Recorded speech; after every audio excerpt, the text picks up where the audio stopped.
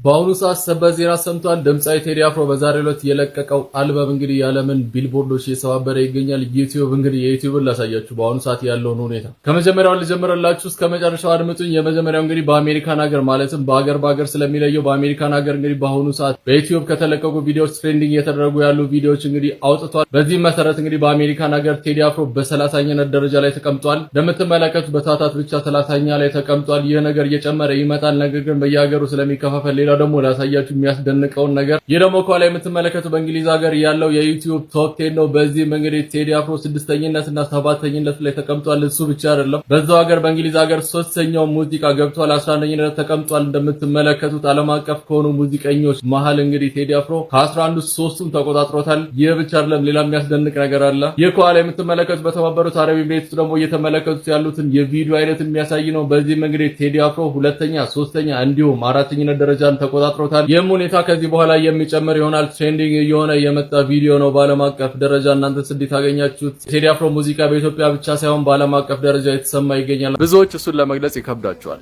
ከድምጹ ቅላጼ ጀምሮ ከሚጽፋቸው ግጥሞች በእያንዳንዱ ሙዚቃዎች ደግሞ ከሚደርሳቸው የዜማ ልዕቀቱ የተነሳ ለዓመታት ብዙ አድናቂዎችን አፍርቷል። እንዲሁም ከልጅነቱ ጀምሮ እስከ እውቀቱ ድረስ ለተለያዩ የሙዚቃ ባለሙያዎች የተለያዩ ግጥሞችን በመጻፍና በመስጠት የምናውቀው ቴዲ አፍሮ ብዙዎችም እንደሚናገሩት ቴዲ አፍሮ ዘፋኝ ብቻ ሳይሆን የታሪክ አዋቂ ነው ይሉታል። ልዩነትን ወደ ጎን አድርጎ አንድነትን በመስበክ የምናውቀው በተለያዩ ምክንያቶችም በስደት ላይ ሆነው ከሀገራቸው ርቀው በብዙ ችግር ውስጥ ቁጭ ብለው ሀገራቸውን እንዲያስታውሱ የሚያደርገው ድንቁ ዘፋኝ የሆነው ቴዲ አፍሮ ለዓመታት ከኛ በአዲስ ስራዎቹ የራቀው ቴዲ አፍሮ በቅርብ ቀን ይመለሳል። በ6ኛ አልበሙ ኢቶሪካ በተሰኘው አልበሙ በ8ኛ ወር በ8ኛው ቀን በ8 ሰዓት ላይ በ2018 አልበሙ እንደሚለቅ ተነግሯል። ብዙዎችም የሱን አልበም በጉጉት እየጠበቁ ይገኛሉ።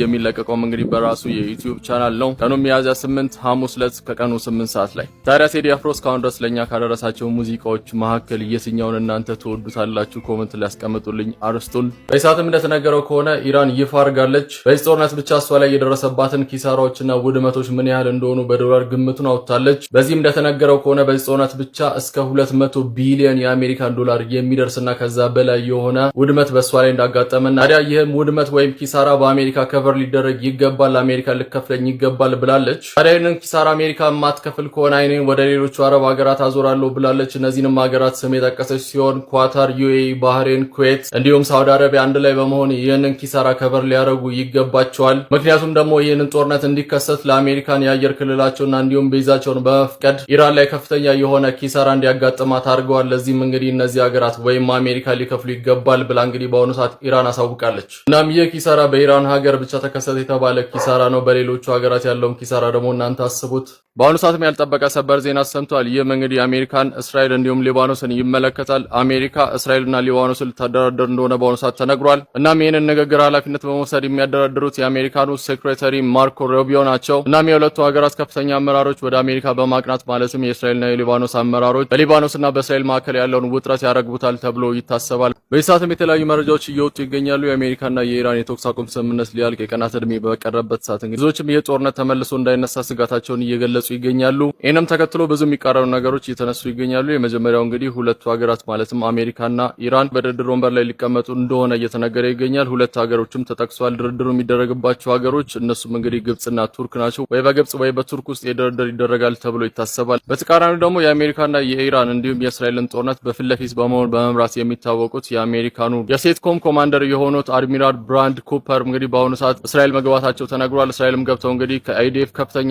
ወታደራዊ አመራር ጋር ስብሰባ እንደሚያደርጉና በዚህም ከፍተኛ በሆነ ወታደራዊ ስብሰባ ላይ እንግዲህ የተለያዩ ነገሮችን እንደሚያወሩ ተነግሯል። ከዚህ ውስጥም እንግዲህ ይህ ጦርነት ከእንደገና የሚነሳ ከሆነ እንዴት አድርገው አሜሪካና እስራኤል አንድ ላይ በመሆን ኢራን እንደሚያጠቋት ፕላን እያደረጉ ነው ተብሏል። በተጨማሪም ባለፉት 6 ሳምንታት ውስጥ ማለትም በጦርነት ውስጥ የተከሰቱት ክስተቶች ማለትም የተፈጠሩትን ችግሮች ግምገማ ያደርጋሉ ተብሏል። እነዚህም ክስተቶች ዳግመኛ ሊከሰት በሚችለው ጦርነት ላይ እንዳይከሰት ንግግር ያደርጋሉ ተብሏል። የአሜሪካ ከፍተኛ ወታደራዊ አመራር በአሁኑ ሰዓት እንግዲህ እስራኤል መግባታቸው ተነግሯል። በተጨማሪም በዛሬው ዕለት እንደተነገረው ከሆነ የራሻ የውጭ ጉዳይ ሚኒስትር የሆኑት ሰርጌይ ላቭሮቭ በዛሬው ዕለት ቻይና መግባታቸው ተነግሯል። በቻይናም በመግባት እንግዲህ በሰርጡ ላይ የተፈጠረ ስላለው ሁኔታ ከቻይና ከፍተኛ ሚኒስትሮች ጋር በመሆን ያወራሉ ተብሎ ይታሰባል። በአሜሪካ በእስራኤልና በኢራን መካከል የነበረው ጦርነት አድማሱን እያሰፋ መጥቷል። የአሜሪካ ፕሬዝዳንት ዶናልድ ትራምፕ የወሰዱትን እርምጃ ተከትሎ የዓለማችን እጅግ በጣም ፈርጣማ የሆኑት ሁለት ሀገራት ተፋጠዋል። እነዚህም እንግዲህ ከላይ እንደምትመለከቷቸው አሜሪካና ቻይና ናቸው። በቻይና እንግዲህ እጅግ በጣም ከባድ የሆነ ስጋት የአሜሪካኑ ፕሬዝዳንት ዶናልድ ትራምፕ ደቅነዋል። ይህም እንግዲህ ከነዳጅ ጋር የተገናኘ ነው። ታዲያ መነሻቸውን ከኢራን ወደቦች ያደረጉና ለኢራን ቀረጥ የሚከፍሉ መርከቦችን በዛ በኩል አላሳልፍም ባሉት መሰረት የአሜሪካኑ ፕሬዝዳንት እንግዲህ ብሎክ ማድረጋቸውን ጀምረዋል። እንደምትመለከቱም በዛ የሚያልፉ መርከቦች ኦልሞስት ዜሮ ሆነዋል። ነገር ግን አንድ መርከብ አልፏል ተብሏል። እሱም እንግዲህ የቻይና ነዳጅ የጫነችው እቺ ከላይ የምትመለከቷት መርከብ ነች። ታዲያ መርከብ መነሻዋን ከኢራን በማድረግ ሰክሰስፉሊ እንግዲህ ያንን ሰርጥ አልፋ ወደ ቻይና ማምራት ችላለች።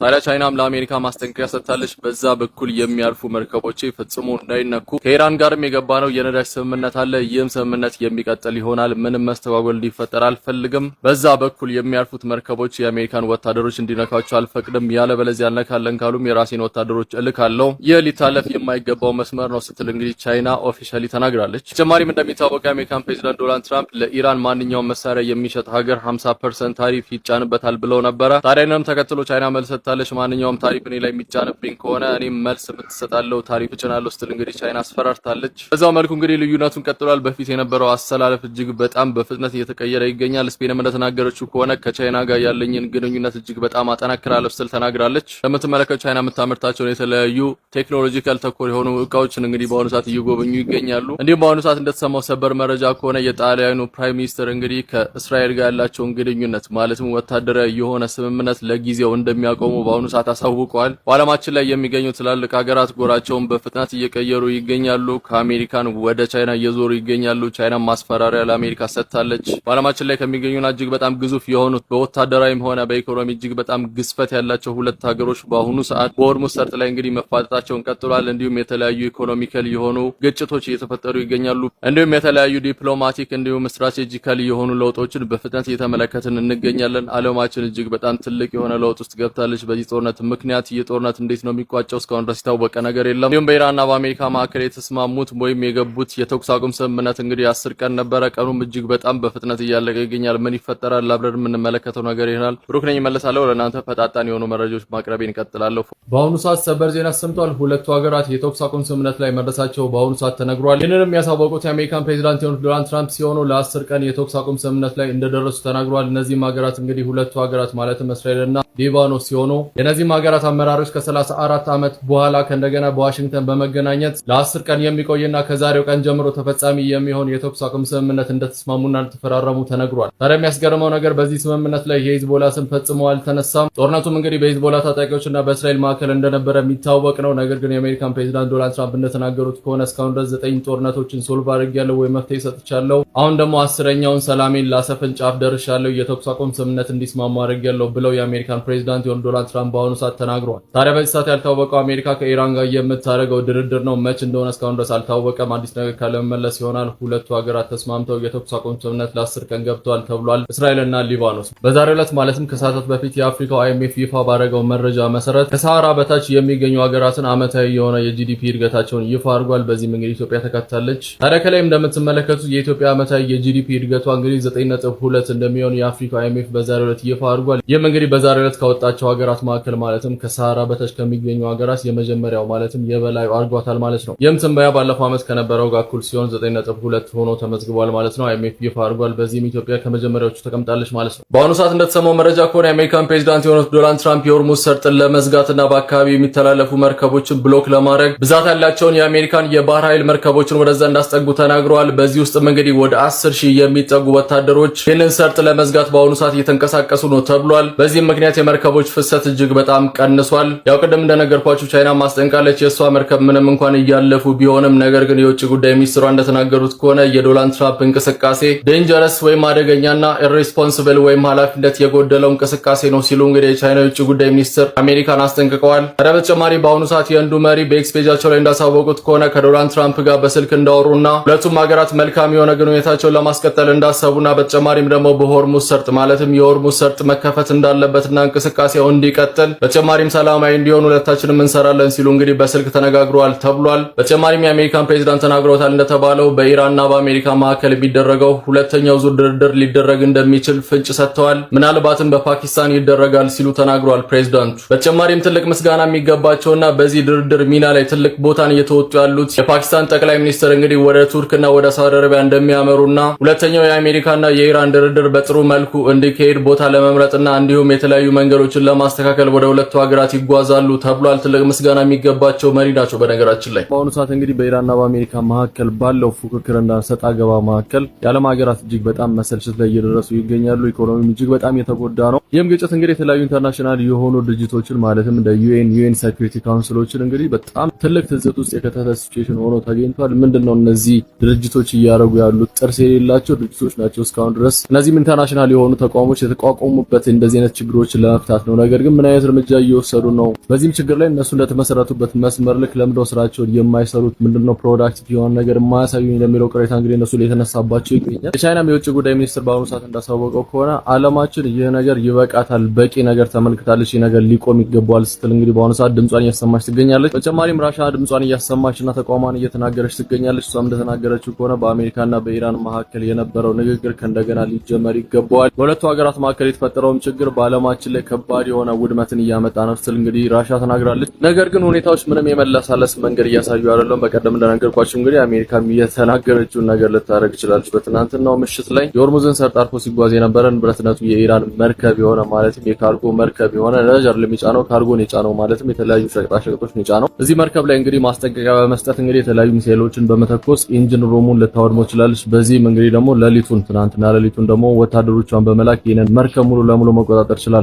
በነገራችን ላይ ሁለቱ ሀገራት የገቡት የተኩስ አቁም ስምምነት ሊጠናቀቅ 2 ቀን ብቻ ነው የቀረው። ሮብ ዕለት ይጠናቀቃል የተኩስ አቁም ስምምነቱ። ነገር ግን ሁለቱም እንደሚናገሩት ከሆነ የተኩስ አቁሙ ኦልሬዲ ተጥሷል ነው የሚሉት። ለዚህ ምክንያት ብለው እንግዲህ ዶናልድ ትራምፕ ያስቀመጡት ኢራን ከቀናት በፊት በሁለት መርከቦች ላይ ተኩስ ከፍታለች ብለው ተናግሯል። ይህም እንግዲህ የተኩስ አቁሙን ቀጥታ እየጣሰ ነው ብለው ተናግሯል። ኢራኖች ደግሞ እንደተናገሩት ከሆነ አሜሪካን የኢራን ንብረት በሆነ ካርጎ መርከብ ላይ ተኩስ በመክፈት መርከቡ ልታወድመው ይችላለች። በተጨማሪ መርከቡን ተቆጣጥራ ይድል አድርጓለች። ስለዚህ የተኩስ አቁም ስምምነቱ ተጥሷል እያሉ ነው። በተጨማሪ በአሁኑ ሰዓት እንደወጣው መረጃ ከሆነ ቻይና ከተኩስ አቁም ስምምነቱ በኋላ አድርጋ ማታውቀው ነገር አድርጋለች። ወደ ሳውዲ አረቢያ ስልክ ደውላለች። በዚህም እንግዲህ ከሳውዲ አረቢያ መሪ ጋር ንግግር ያደረገች ሲሆን ቻይናም ጥያቄ አቅርባለች። በፍጥነት የሆርሙዝ ሰርጥን ኔጎሼት በማድረግ በፍጥነት እንዲከፈት እንግዲህ ጥያቄ አቅርባለች። በተጨማሪ በሚድል ኢስት ተጨማሪ የሆነ የተኩስ አቁም ስምምነት እንዲስማሙ ሀገራት ኢንፍሉዌንስ እንድታደርግ ማለትም ሳውዲ አረቢያ ከዚህ ሀሳብ ጎን እንድትሆን ጥያቄ አቅርባለች ቻይና። በተጨማሪ ማንኛውንም ግጭት በሚድል ኢስት ያለውን ግጭት ዲፕሎማሲ በተሞላው መልኩ እንጂ በወታደራዊ በሆነ መልኩ ነገሩ ሶልቭ እንዳይሆን ዲፕሎማሲ እንዲያስቀድሙ እንግዲህ በአሁኑ ሰዓት ቻይና ለሳውዲ አረቢያ ደውላ እንግዲህ እናሳውቃለች ተብሏል።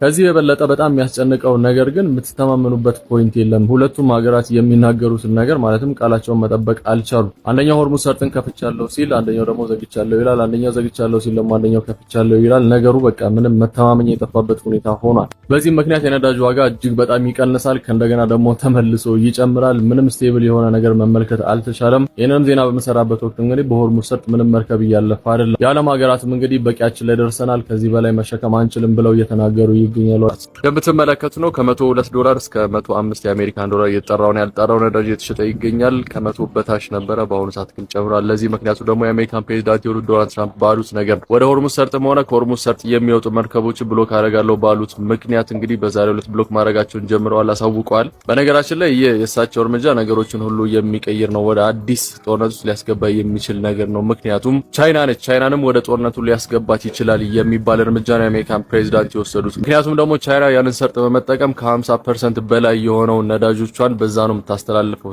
ስለዚህ በዚህ ሰርጥ የሚያልፉ መርከቦች ሁሉ እናስቆማቸዋለን ብለው ካሉ ይህ ማለት እንግዲህ የቻይና መርከቦችም ይቆማሉ በአሜሪካን ወታደሮች ማለት ነው። እናም ቻይና ከዶናልድ ትራምፕ ትዕዛዝ በኋላ ወዲያው ነበር መልስ የሰጡት በውጭ ጉዳይ ሚኒስትሯ። በዚህም እንደተናገሩት የሆርሙዝ ሰርጥን ማለትም ይህንን ሰርጥ ማስከበር የዓለም አቀፎች መብት ነው፣ ሁሉም ሀገር ያገባቸዋል፣ ስለዚህ እኛም ያገባናል የሚል ሀሳብን አራምደዋል። ወዲያው ነው መልስ የሰጡት። ታዲያ ዶናልድ ትራምፕን በዛሬው ዕለት ትዊት አድርገው ነበር። በዚህም እንግዲህ ይህ ብሎኬጅ ወይም ይህንን የመርከቦች ማቆም ስራ እንግዲህ በዛሬው ዕለት እንደሚጀምር ተናግረው ከዛሬው ዕለት ከጠዋት ጀምሮ ተግባር ላይ እንደሚውል ተናግረዋል። ነገር ግን የሐሳብ ለውጥ ያደረጉ ይመስላል። ምክንያቱም እንደነገርኳችሁ ከዚህ በፊት ስለ ሆርሙዝ ሰርጥ ነበረ ሲያወሩ የነበሩት፣ እንደ ሰርጥ ነበር ሲናገሩ የነበሩት፣ እንዳለ ወሽመጡን እያሉ ነበር ሲያወሩ የነበሩት። በዚህኛው ግን ከላይ እንደምትመለከቱት ኤግዚቲንግ ኢራኒያን ፖርት ነው ያሉት። ማለትም በኢራን የሚገኙ ፖርቶች ወይም ወደቦችን ኤግዚት እያደረጉ የሚወጡ መርከቦችን እናስቆማለን ሲሉ ነው የተናገሩት። ይህም ማለትም እንግዲህ ከዚህ በፊት እንደነበረው የሆርሙዝ ሰርጥን የሚያሻግሩ እንዳለ ሳይሆን ነገር ግን ለኢራን ቀረጥ ለመክፈል ወደ ፖርቱ ይሄዱ ወይም ነዳጅ ከዛ ለመግዛት ወደ ፖርቱ ይሄዱና እየወጡ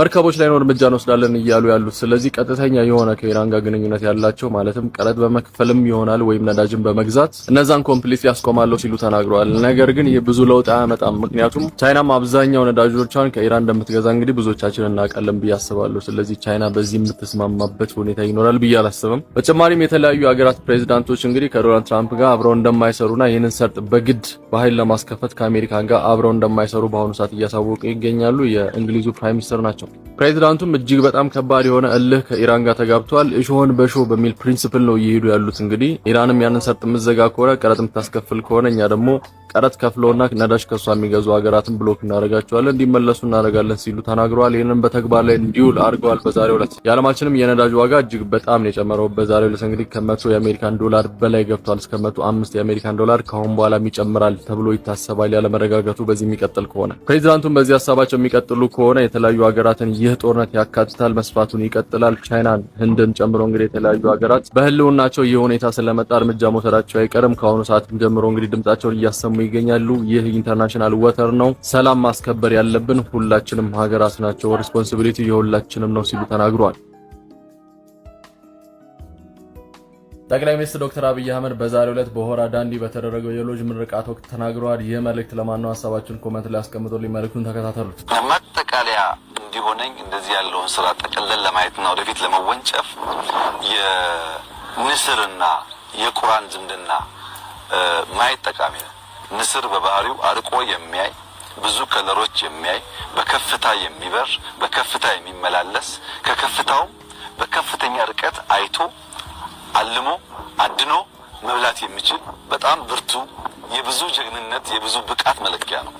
ቁራ በአንጻሩ የቆሸሸ ቦታ የሚውል በመጮህ በማልቀስ አካባቢ ይበክል ባለበት አካባቢ ላይ ከሚበላውም ከሚረጨውም የተነሳ ብዙ የሚቆሹ ነገሮች የሚታዩበት የአዋፍ ዝርያ ነው። ይሄ የአዋፍ ዝርያ ከሌሎች በተለየ መንገድ ንስርን ሊፋለመው ይሞክራል። መቼ ንስር መጥቶ መሬት በሚያርፍበት ሰዓት ቁራ ከላይ ያርፍበትና ንስሩን አንገቱ ላይ የመደብደብ ለመናከስ የመሞከር የመተናኮል ስራ ይሰራል። ንስሩ ግን ቁራው ከላይ ተቀምጦ እየደበደበኝ ስለሆነ ምላሽ ልስጥ አይልም። ምን እያደረክ ነው አይለው። ሙከራ ምንድነው አይለው። ከቁራው ሰፈር በከፍተኛ ፍጥነት ወደ ራሱ ሰፈር ይበራል። ከፍታን ለንስር ዝቅታን ለቁራ አርጎ ፈትፈቶ ሰጠ። ወደ ላይ የወጡ በሄዱ ቁጥር ቁራው እንኳን ከላይ ሆኖ መደብደብ እንኳን ከላይ መቀመጥ ከፍታውን መቋቋም ስለማይችል መፈጥፈጥ ይጀምራል። ንስሩ ግን ነገር አይሰራም። ብድግ ብሎ ወደ ከፍታው ነው የሚሄደው። እኛ እንደሱ ነን። ወደ ከፍታችን እንበራለን፣ ህልማችንን እናሳካለን፣ ጩኸቱን ለቅሶ ለቁራዎች እንተዋለን። በዚህ አግባብ የኢትዮጵያን ብልጽግና እናረጋግጣለን። ሰዎች የንስር እይታና ምልከታ ካላቸው በንስር ልክ ለመመላለስ ባዩትና በያዙት መንገድ መጓዝ ያለበት።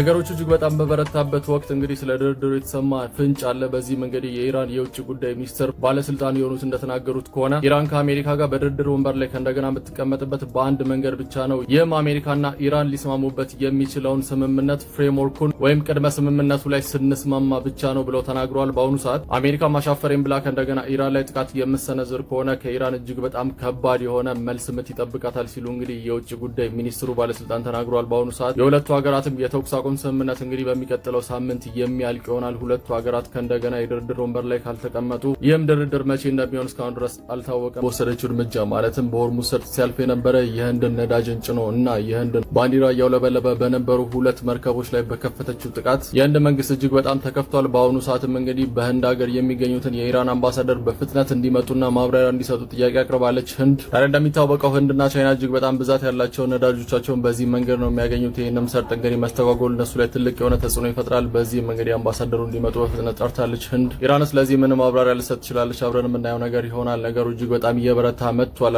ኢራን በሆርሙዝ ሰርጥ ሲጓዝ የነበረ የህንድን ኦይል ወይም የህንድን ነዳጅ በጫነ መርከብ ላይ ጥቃት ፈጽማለች፣ ማለትም ተኩስ ከፍታለች ተብሏል። ይህም በኢራን ወታደሮች በመጓዝ ላይ ሳለ ጥቃት የተፈጸመበት ወይም ተኩስ የተፈጸመበት መርከብ እንግዲህ በኦማን አቅራቢያ ሲያልፍ ነው። በዚህ መልኩ ማለት ነው እዚህ አካባቢ ነው ጥቃቱ የተፈጸመበት። ይህም መርከብ ተኩስ የከፈተበት ምክንያቱ ደግሞ ኢራን እንደተናገረችው የሆርሙዝ ሰርጥ ዝግ በማድረጓ ነው። ዝግ ካረገች ከሰዓታት በኋላ ነው ይህ ጥቃት የተፈጸመው ተብሏል። መርከቡም ወደ መጣበት ቦታ እንዲመለስ ተደርጓል ተብሏል።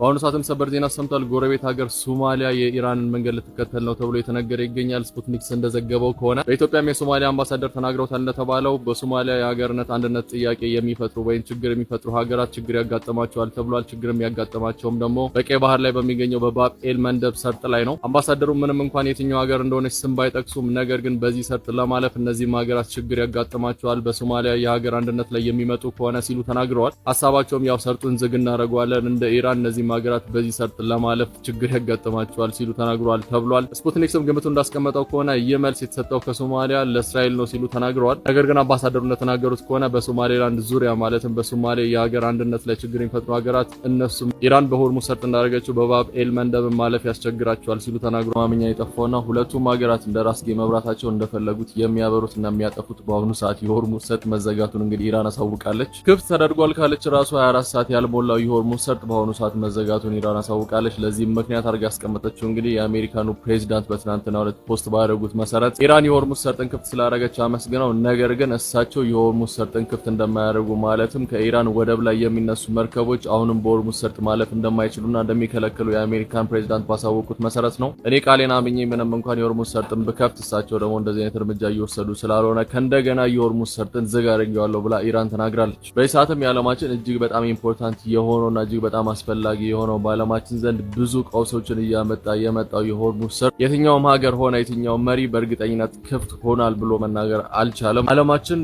እቃቃ በሚመስል መንገድ ውስጥ በአሁኑ ሰዓት እየተጓዘች ትገኛለች። አዲስ ነገር ካለ መመለስ ይሆናል ብሎ መልካም ቀን ይሆንላችሁ። የሆርሙዝ ሰርጥ ከእንደገና መዘጋቱን ኢራን አሳውቃለች።